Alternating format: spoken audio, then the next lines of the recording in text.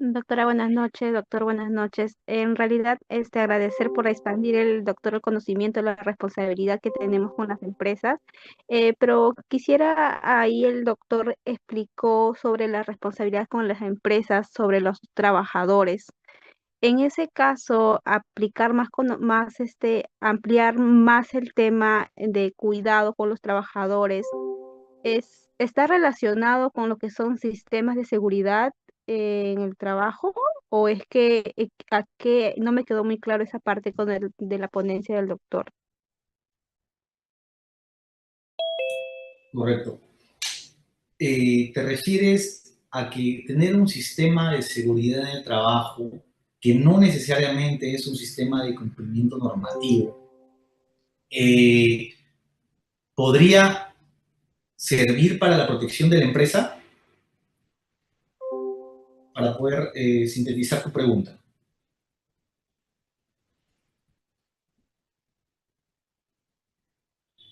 Si te refieres a ello, adelantándome, si contamos con un sistema de seguridad dentro de la empresa, como por ejemplo, sabemos que determinados entes administrativos te obligan a tener un plan de seguridad y salud en el trabajo, ¿no? Como por ejemplo SUNAFIL. Al yo tener un plan de seguridad y salud en el trabajo, ya estoy protegiéndome como empresa respecto a una responsabilidad administrativa. De acuerdo a la última modificatoria, no, porque la última modificatoria ya te habla de un sistema de cumplimiento propiamente dicho, ¿no? Y al hablar de un sistema de cumplimiento propiamente dicho, hablamos de un compliance, ¿no? Que está inscrito en nuestro estatuto, ¿no? Yo puedo tener un plan de seguridad y salud en el trabajo, pero no es que necesariamente tenga un sistema de cumplimiento normativo. Te podría ayudar, tal vez, ¿no?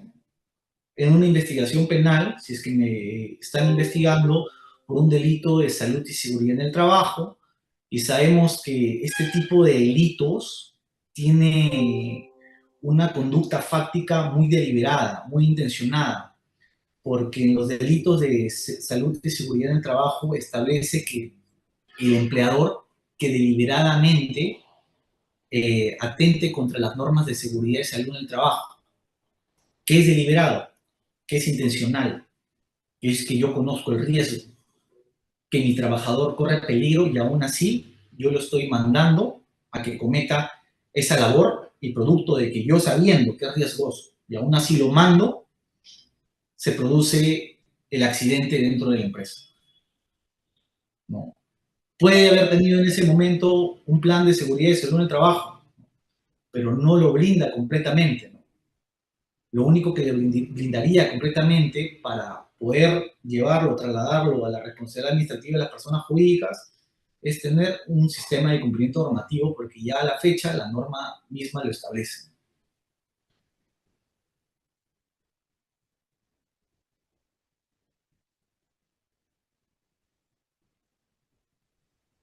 Hay otra pregunta de la señorita Gabriela Pérez, que va a ser nuestra última pregunta porque luego tenemos que continuar con el siguiente ponente que ya está en espera, por favor.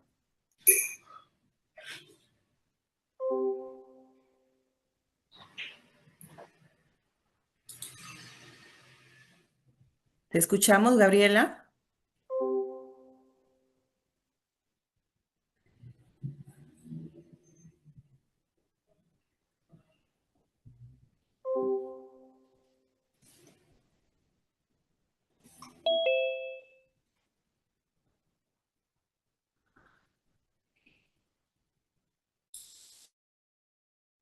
Problemas con su audio.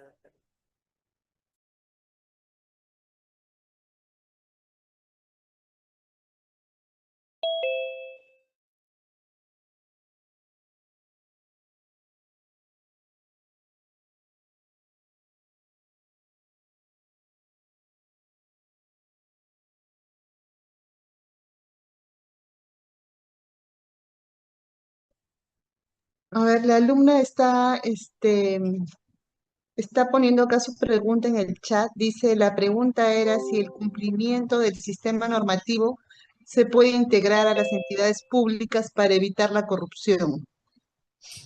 Claro, claro, esa pregunta es muy, muy interesante y es hasta un poco especializada. Se ve que tiene conocimiento respecto a los sistemas de cumplimiento normativo. Yo solamente he hecho énfasis inicialmente a los sistemas de cumplimiento normativo dentro del sector privado, pero también hay en el marco del Estado sistemas de cumplimiento estatales, ¿no? Para prevenir la lucha contra la corrupción, ¿no?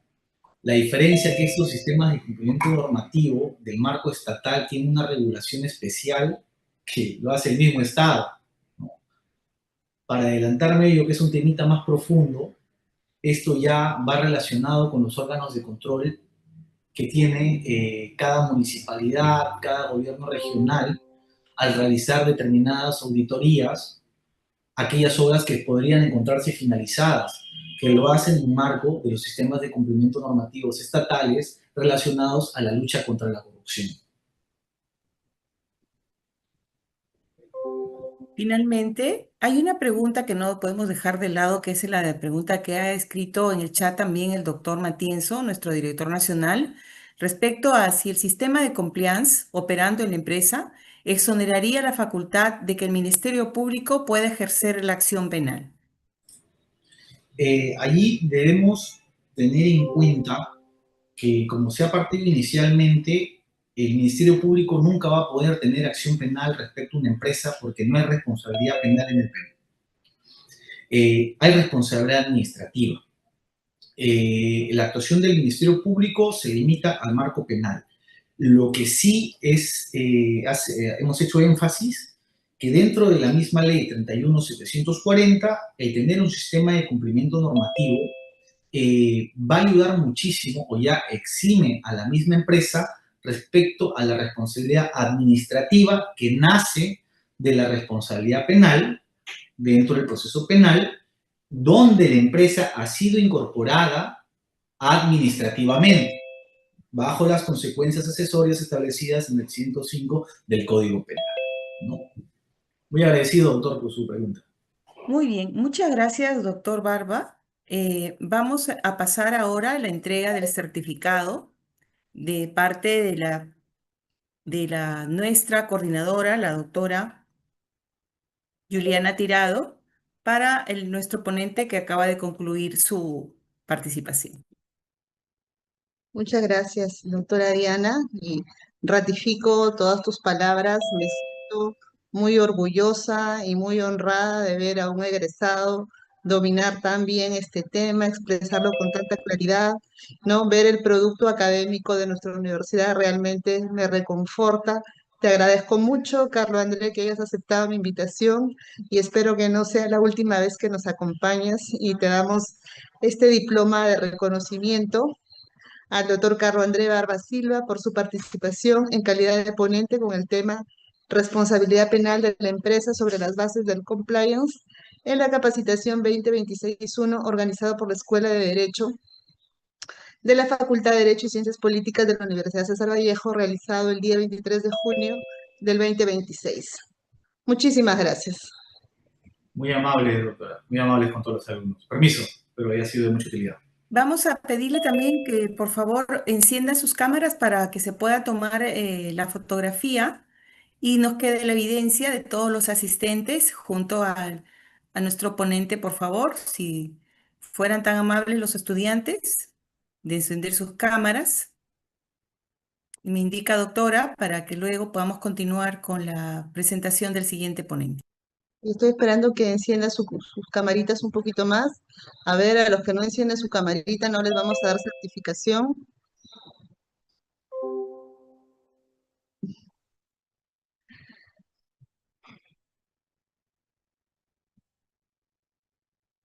Muy bien, vamos a tomar la captura. A ver, una sonrisa, Colinos. A ver, no se tomó tan bien. Otra, por favor. Espérense un minutito. Ya, ahora sí. Gracias. Gracias, permiso con todos. Bueno, entonces vamos a continuar con esta noche académica con la presentación del siguiente ponente, que es el doctor Fabricio Bruno Espinosa Cáceres, quien nos va a presentar su tema, aplicación del proceso inmediato y la prisión preventiva en los casos de flagrancia delictiva. El doctor Fabricio Espinosa Cáceres también es abogado por la Universidad César Vallejo, magíster en Derecho Penal y Procesal Penal, especialista de la Unidad de Flagrancia del Poder Judicial de Puente Piedra, en Ventanilla, especialista en Derecho Procesal Penal, Notarial y Derecho de Familia, y actualmente es docente catedrático de nuestra Universidad César Vallejo. Buenas noches con los presentes. ¿Se me escucha bien? Sí, doctor, se escucha muy bien. Perfecto. Buenas noches. Antes que nada, quiero agradecer al director, el doctor John Matienzo, por la oportunidad de esta ponencia, a la doctora Diana, a la doctora Juliana, al doctor Barba, gran presentación. Me he quedado anonadado con el conocimiento respecto al compliance y todo lo relacionado a las empresas y el ámbito penal. Bueno, a continuación quiero compartir un par de PPTs para que podamos hacer más amena la ponencia y que de esta manera se pueda no ser tan obsoleto el aspecto que estoy teniendo en esta oportunidad. ¿Se puede visualizar? Sí, doctor, sí se ve. De acuerdo. Bueno, continuando con el ámbito penal respecto a esta ponencia, quiero mencionar dos temas de actualidad, ambos implicados en el aspecto de flagrancia delictiva, ¿no? El primero es el proceso inmediato, del cual quiero mencionar a continuación, y el otro es un sistema, una medida cautelar que muchos determinan a la prisión preventiva. Antes que nada, quiero comenzar con una situación de realidad nacional, y es que, como puedo proyectar, vemos que la justicia nacional, ¿no?, a lo largo y ancho del Perú, es muy criticado en sus diversos ámbitos. Quiero advertir que esta situación es un punto de vista que la sociedad lo tiene referente. Muchas veces se considera a la justicia como un aspecto poco célere, no se considera justicia en los casos donde los procesos son muy extensos. Muchas veces se cataloga a los funcionarios públicos, ya sea los jueces, fiscales y demás eh, personas que forman parte del Estado como corruptos, ¿no? Siempre existe esta situación de corrupción, las críticas por parte de la sociedad que se desarrolla a nivel nacional. Pero ¿por qué quiero mencionar esto? Y es que en los últimos años las redes sociales se han venido demostrando las situaciones que relacionan el ámbito de corrupción y la poca celeridad que puede determinar las entidades de justicia como el Poder Judicial y el Ministerio Público. Pero a partir de esta situación es que se considera el proceso de flagrancia o la determinación un proceso inmediato donde se puede obtener una sentencia en el mínimo plazo correspondiente o en la medida de lo posible, para que de esta manera pueda darle mayor facilidad, mayor apoyo al justiciable, teniendo en cuenta parámetros jurisdiccionales que pueden ser competentes. Por ejemplo, si necesariamente hablamos de la flagrancia, es importante remitirnos a su origen, que es el latín, el cual determina una situación actual. Hay que determinar la inmediatez para poder definir un accionar, ¿no? La denominada frase infraganti, ¿no?, que tiene que determinarse como la flagrancia del delito y que de alguna manera puede definirse la ubicación como tal en la actualidad. La flagrancia tiene que ser un acto notorio y manifiesto para que pueda definirse como tal. Tiene que tener una visualización por parte de alguna autoridad que pueda determinar o considerar el elemento probatorio, el elemento fáctico, y que pueda considerarse una situación de peligro y la inmediatez. Pero ¿cómo se relaciona la flagrancia delictiva, la detención y el proceso inmediato? La flagrancia delictiva no es más que el descubrimiento del delito en el instante de su comisión o dentro de un plazo mínimo determinado, ¿no? Que puede darse hasta dentro de 72 horas. Estoy mencionando la visualización del delito, el cual luego de haber advertido, generalmente por la autoridad policial, se realiza la detención, el cual es por un plazo de 48 horas. Dentro del plazo de 48 horas, el Ministerio Público, en su calidad de titular de la acción penal, es decir, la persona y la entidad encargada de investigar el delito, tiene que recabar elementos de convicción suficientes para poder poner a disposición al detenido ante el juzgado correspondiente. Esto a través de un proceso inmediato. Pero ¿cuál es la diferencia de un proceso inmediato y un proceso común? Es que dentro de la detención que se realiza por el plazo de 48 horas, el juez de investigación preparatoria competente poder resolver si es factible poder continuar el proceso en un juicio oral y que de esa manera se pueda emitir una sentencia dentro del plazo mínimo correspondiente.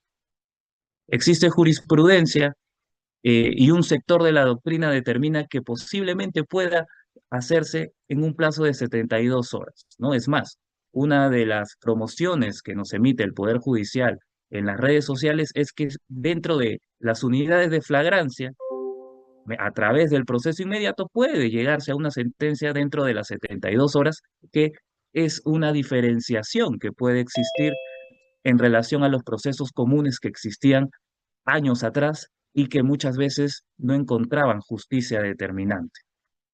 Ahora bien, quiero expresar el rol del Ministerio Público.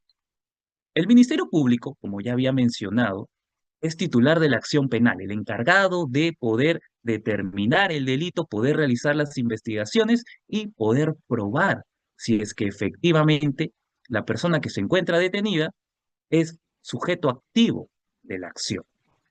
De esta manera, a través de un proceso judicial, a través de una audiencia de incoación de proceso inmediato, se puede determinar el requerimiento como tal, requerimiento de proceso inmediato, que es presentado por el Ministerio Público y que es evaluado por el juez de investigación preparatoria.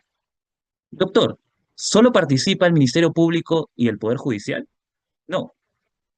En mérito al derecho al principio del debido proceso, el detenido tiene que tener una defensa técnica, es decir, un abogado que pueda representarlo y poder mantener sus derechos sin algún tipo de vulneración constitucional o dentro del ámbito procesal como tal. Ahora vamos a hablar de las etapas del proceso inmediato. Si hablamos del proceso penal como tal, el proceso penal común, nos encontramos con tres etapas: la investigación preparatoria, la etapa intermedia y el juicio oral. El proceso inmediato como tal determina que la investigación preparatoria y la etapa intermedia son reducidas en una sola accionar. La investigación que se realiza dentro de las 48 horas, si en caso hubiese algún tipo de detención, y la etapa intermedia que se puede relacionar en audiencia de incoación como tal. El juicio oral se reduce a ciertas condiciones jurídicas que se denominan juicio inmediato. Repito, la incoación de proceso inmediato se realiza en audiencia única, si queremos relacionarlos con otras materias jurisdiccionales, pero que a la vez dentro y posterior a la emisión del requerimiento, al pronunciamiento expresado por el juez de investigación preparatoria, se continúa en el juicio oral, ¿no? Denominado juicio inmediato.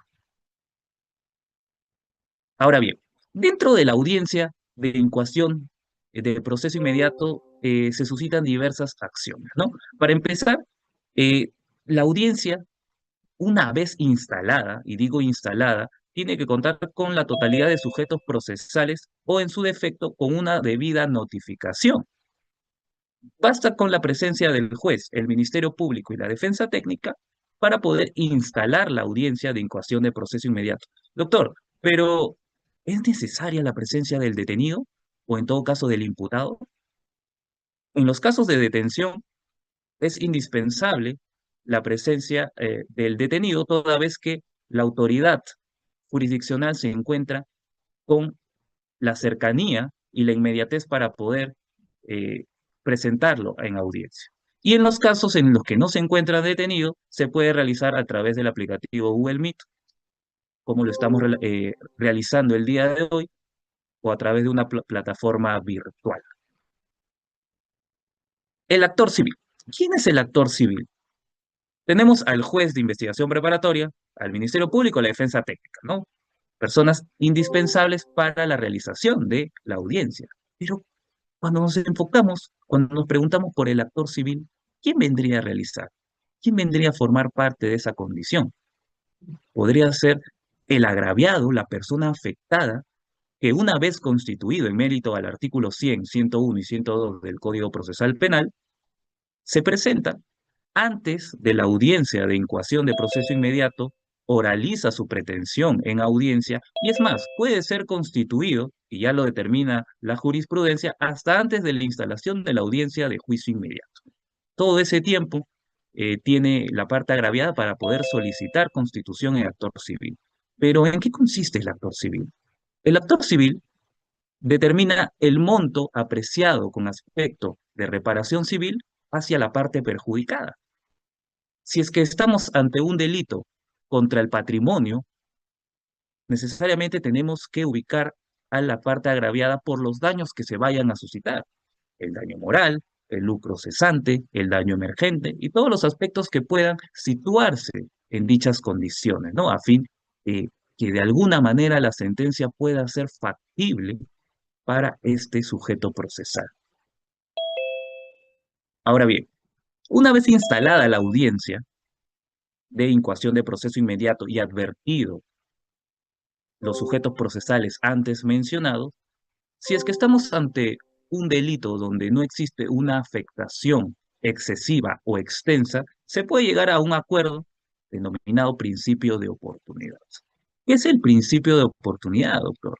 El principio de oportunidad refiere situaciones en las que la parte imputada, el detenido, puede acogerse a un beneficio por el cual evita algún tipo de sanción posterior, algún tipo de situación que vaya a generarle antecedentes con el fin que pueda realizar el pago de la reparación civil, si es que en casos hubiesen devengados, como en los procesos de omisión a la asistencia familiar, a fin de que dentro de un periodo mínimo, debiendo ser corto, se pueda cumplir con el íntegro de la reparación civil y o de los pagos devengados y que de esta manera no se emita una sentencia condenatoria, se delimite el aspecto de los antecedentes y se pueda sobreseer el proceso una vez cumplido el pacto realizado entre el Ministerio Público, la defensa técnica y aceptado por el juez de investigación preparatoria. Doctor, ¿qué es lo que pasa si es que no se cumple con el principio de oportunidad? Obviamente, dentro del plazo que debe ser controlado por el Ministerio Público, tiene que existir una revocatoria en caso de incumplimiento. ¿Y a qué nos referimos con revocatoria? Se continúa con el proceso a través de la etapa del juicio inmediato, ¿no? En la cual se tendría que sentenciar a este imputado que ha incumplido con las condiciones pactadas en el principio de oportunidad.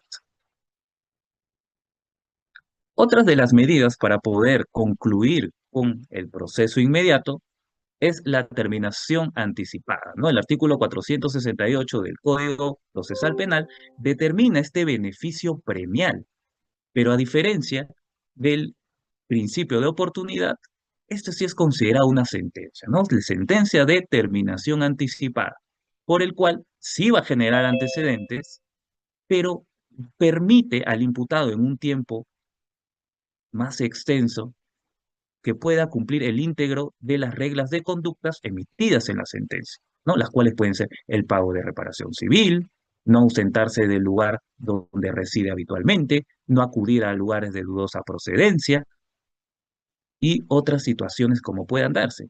Es más, es los últimos días se ha vuelto viral un caso, ¿no? Del exfutbolista Farfán y la conductora de televisión Magali, ¿no? Donde se determina una situación que no cumple con las jornadas ¿no? Jornadas que se han otorgado en una sentencia, que también forman parte de un proceso como reglas de conducta antes mencionado. Por si fuera poco, la terminación anticipada no solo tiene todas estas características antes mencionadas, sino también tiene la reducción de un sexto de la pena final, ¿no? Si es que la pena es considerado, eh, si es que la pena se determina por 3 a 4 años, como tal, se debe reducir un sexto de la pena a fin de poder beneficiar al sentenciado, el cual reconoce los hechos expresados como tal y por ende, una vez cumplido las reglas de conducta, puede rehabilitarse, es decir, puede dejar de lado los antecedentes generados dentro del proceso como tal. Seguimos. Nos vamos a la etapa de apelación, si en caso hubiese, ¿no? Si es que se otorga el principio de oportunidad, tenemos en cuenta que existe un plazo determinado para poder realizar el cumplimiento. En la sentencia de terminación anticipada, de la misma manera. Pero ¿qué es lo que ocurre si en la etapa del proceso inmediato, donde el juez declara fundado la incoación y posteriormente se dispone la emisión de los autos al juez de juzgamiento para el juicio inmediato, también puede ser esta resolución apelable, pero por las condiciones expresadas dentro del proceso de inmediato, la apelación tiene que realizarse en la propia audiencia de incoación y de forma oral, en la cual el juez de investigación preparatoria va a determinar si los fundamentos jurídicos y fácticos forman parte oportuna para que pueda ser revisado por la sala de apelaciones, conformado por 3 jueces superiores, las cuales van a evaluar el recurso impugnatorio presentado solo por la defensa técnica en casos que no esté conforme con la incoación del proceso inmediato como tal.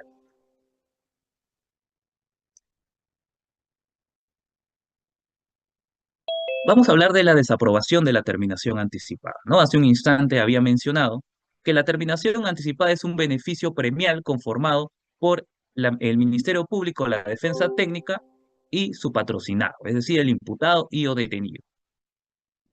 Pero también hay que tener en cuenta que este requerimiento tiene que ser conformado, tiene que ser determinado de forma expresa por el Ministerio Público.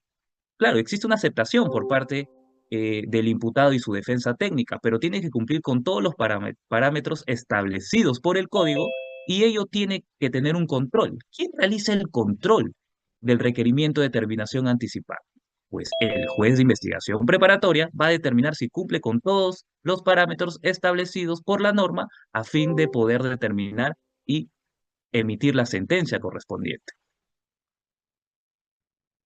Doctor, ya hemos hablado del principio de oportunidad, hemos hablado de la audiencia de terminación anticipada a través del requerimiento presentado por el Ministerio Público, pero ¿qué es lo que pasa cuando se declara procedente o fundado el requerimiento de incoación de proceso inmediato por parte del juez de investigación preparatoria?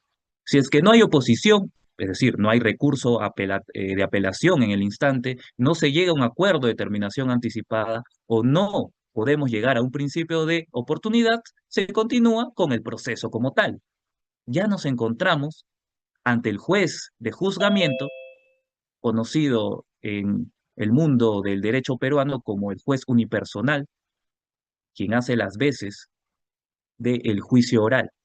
De esta manera se va a determinar eh, las condiciones muy similares, pero de manera concerniente a un proceso común, en la cual va a existir alegatos de apertura, se va a actuar los medios probatorios admitidos, se va a determinar también de la misma manera los alegatos de clausura y posteriormente el juez de juzgamiento va a emitir una sentencia condenatoria o absolutoria según sea el caso.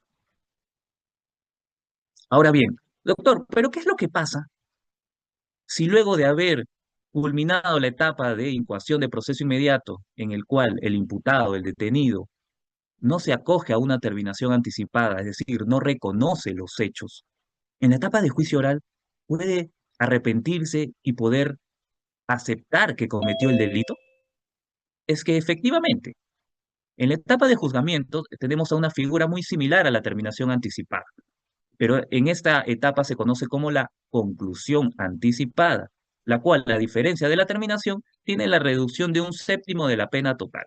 Las características son similares porque existe una aceptación por parte del imputado y su defensa técnica, una relación con el Ministerio Público y una aceptación final para que el juez de juzgamiento pueda emitir la sentencia condenatoria. Doctor, al igual que la terminación anticipada, ¿el juez puede desaprobar la conclusión anticipada? Claro que sí.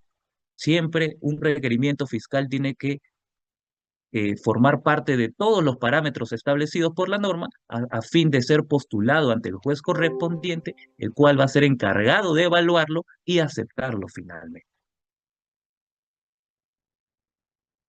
Habiendo concluido con, de forma breve, las condiciones, las características del proceso inmediato, ya sea en la etapa de incoación, la primera etapa, y la etapa de juzgamiento, y todos los beneficios que puede ser posible el imputado, su defensa técnica y en relación a las autoridades funcionales del Estado, también nos encontramos con los procesos, una medida cautelar que muchos consideran, muchos juristas consideran que no debería ser conocido como una medida cautelar, pero que forma parte dentro de nuestra sociedad y es que lo podemos ver día a día, los que vemos noticias, los que estamos al día con las redes sociales. Siempre existen delitos y siempre la sociedad necesita alguna calma a través del requerimiento de prisión preventiva formulado por el Ministerio Público. Y es más, dentro de los últimos días ha existido un escándalo judicial, como lo determinan los medios de comunicación, respecto a esta situación de la prisión preventiva. Y es que para nadie es un secreto la ola de delincuencia que existe en nuestro país, los casos de extorsión, el crimen organizado, el sicariato y demás delitos que forman parte de organizaciones criminales, ¿no? Hace una semana aproximadamente en la ciudad de Lima se realizó la detención de los denominados despiadados de Ancón. Pero ¿qué sucede con este tipo de detención? El Ministerio Público evalúa los presupuestos, los cuales vamos a ver a continuación, y pone a disposición a estos detenidos solicitando una prisión preventiva. Doctor, ¿todas las prisiones preventivas presentadas por el Ministerio Público tienen que ser aceptadas por el juez? No necesariamente.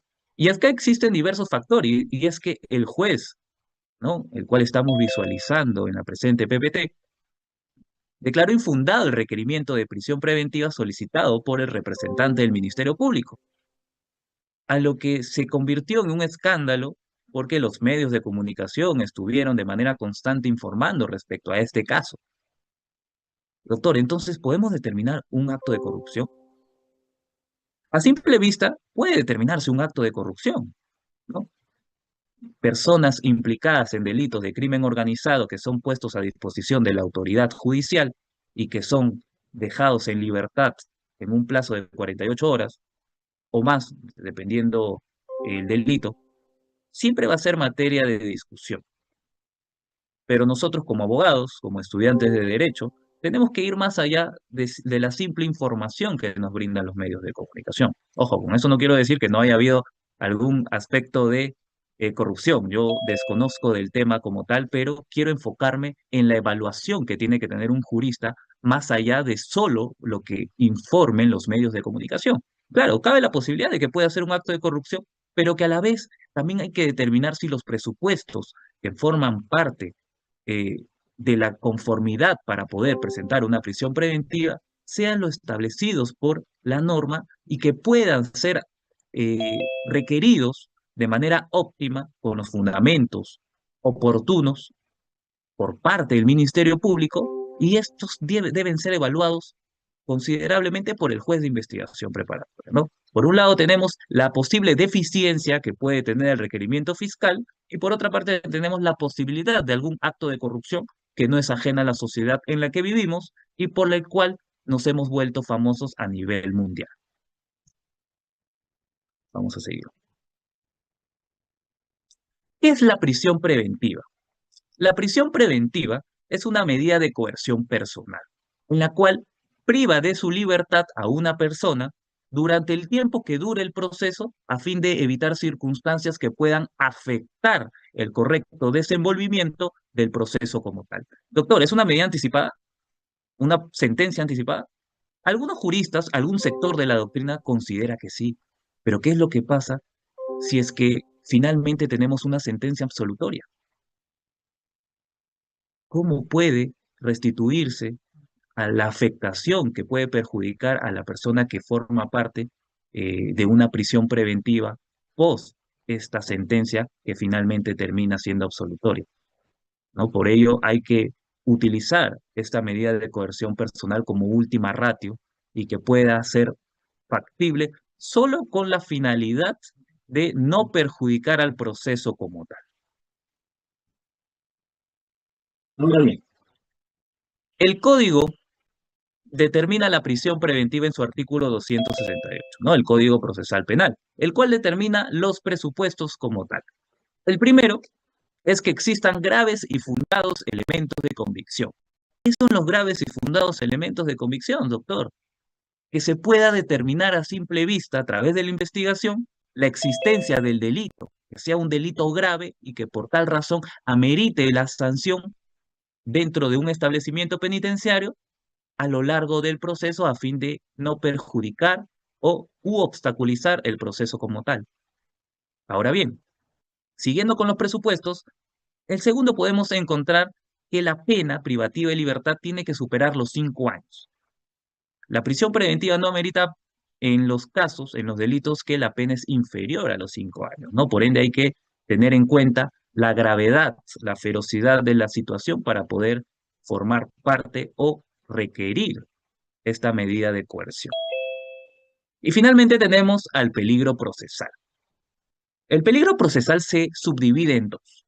El peligro de fuga, que todos conocemos, ¿no? La posibilidad de que el imputado, el investigado, pueda fugarse del país, pueda fugarse del lugar donde se cometieron los hechos y de esa manera o no se le pueda sentenciar porque no se realizó una correcta notificación o simplemente no se pueda ubicar y termina prescribiendo el caso como ha existido en alguna oportunidad.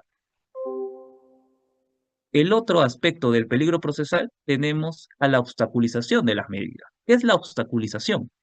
Como lo había mencionado con anterioridad, la posibilidad de que se obstaculice al titular de la acción penal y quienes coadyuvan con la investigación el proceso, ¿no? Por ejemplo, puede ser la destrucción de pruebas. Muchas veces son eh, pruebas periciales que pueden obstruirse, muchas veces pueden ser pruebas documentales, aunque en los casos de allanamiento son indispensables para que el Ministerio Público pueda estar conforme respecto a los graves y fundados elementos de convicción y que de esa manera pueda ser postulado ante el juez de investigación preparatoria.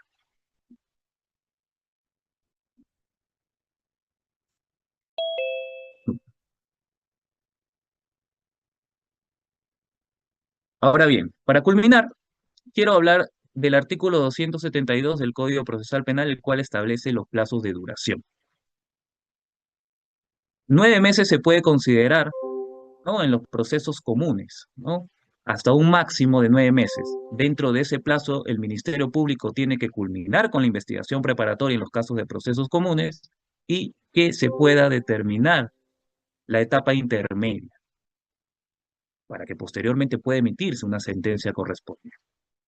En los casos complejos, ¿no? Donde existen pluralidad de sujetos activos, pluralidad de investigados, pluralidad de delitos, puede ser hasta un máximo de 18 meses, ¿no? Lo cual sí pueden ser prorrogables como tal.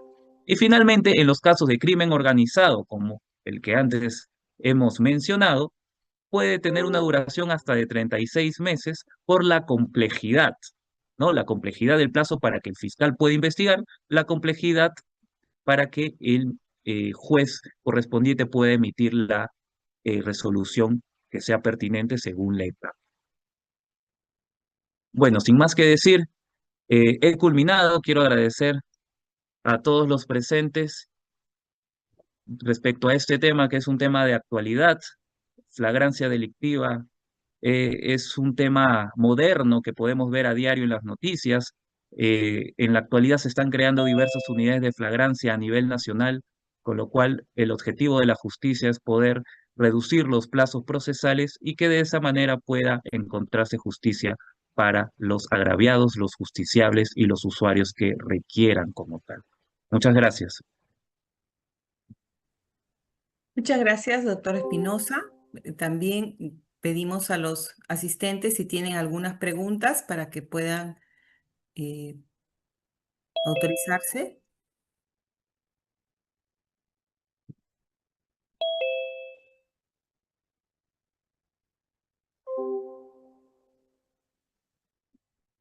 Xiomara, mano levantada.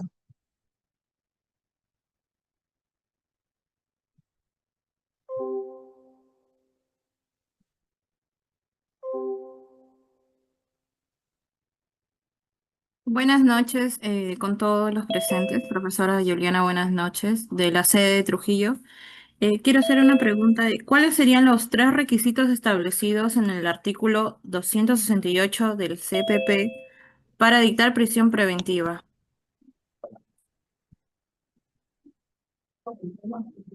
Buenas noches. Respecto a los presupuestos procesales, ¿verdad?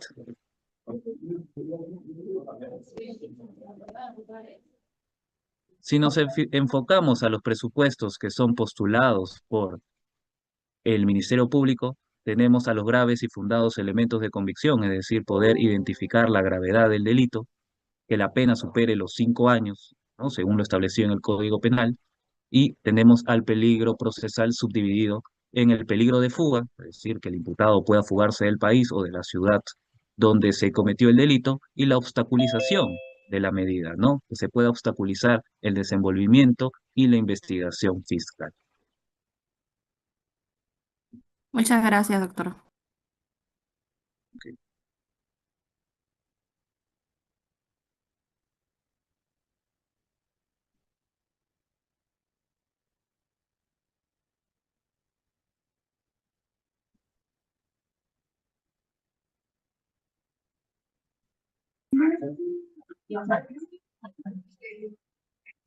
Ahí tenemos otra pregunta para de Jesús.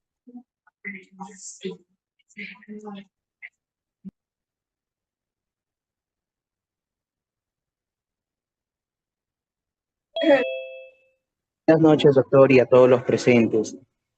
Algo que quizás no me quedó tan claro, no sé si podría, por favor, volver a repetirlo. Quisiera que me aclare es si finalmente, en ese caso, la flagrancia se podría llamar a aquello que se ha establecido solamente dentro de las 48 horas o según la jurisprudencia que ya mencionó y ahora se aplica también dentro de las 72 horas. Muchas gracias. Ok. Es una buena pregunta y es que la jurisprudencia determina un plazo para poder realizar la situación de investigación por parte de la autoridad policial dentro de 24 a 72 horas, ¿no? Es lo que establece el código como tal, para que pueda poder realizarse algún tipo de detención. Y la detención como tal, es decir, en la comisaría o en la entidad policial en el cual el Ministerio Público, a través de su representante, el fiscal, va a tener 48 horas para poder investigar y posteriormente emitir el requerimiento de incoación de proceso inmediato o de prisión preventiva según sea el delito, ¿no? De esta manera, el objetivo es que no pueda evitar algún futuro posible, ¿no? Fuga por parte de el imputado como tal.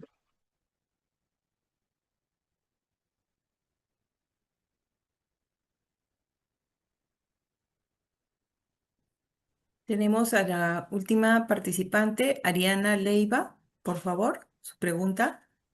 Buenas noches. Bueno, estoy Buenas muy noches. contenta con la información que me ha brindado usted, abogado. Pero tengo Muchas una gracias. pregunta.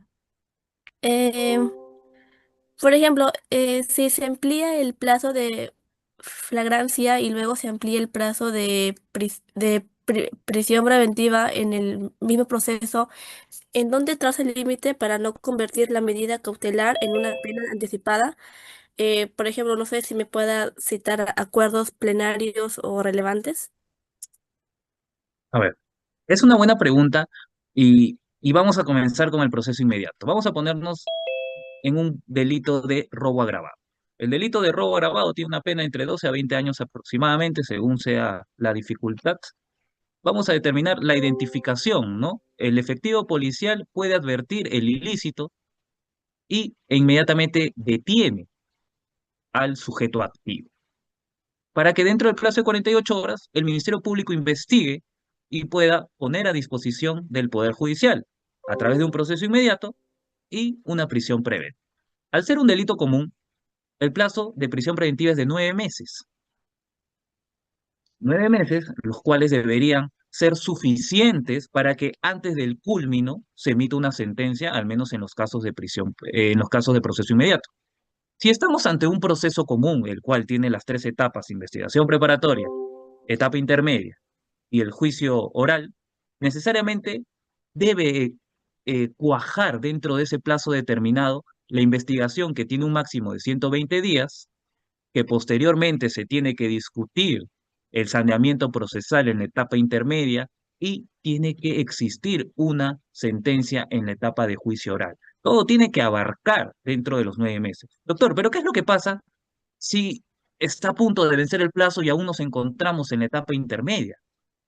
Hay que determinar las situaciones posibles. Puede ser por la irresponsabilidad del Ministerio Público, que tardó más de 120 días para investigar, o puede ser responsabilidad de la autoridad judicial para alargar la etapa intermedia y o del juicio oral, con la necesidad de tener que extender el plazo a través de una prolongación de prisión preventiva debidamente fundamentada por el Ministerio Público, y que ésta pueda ser resuelto antes de su libertad como tal, ¿no? Es más, existe un caso muy conocido, es más, la audiencia está en YouTube, muy interesante, el caso de Betsy Chávez, ¿no? Quien fue en algún momento, ¿no?, ministra de Pedro Castillo en un gobierno no muy lejano, premier también, en la cual el Ministerio Público solicita prolongación de prisión preventiva días antes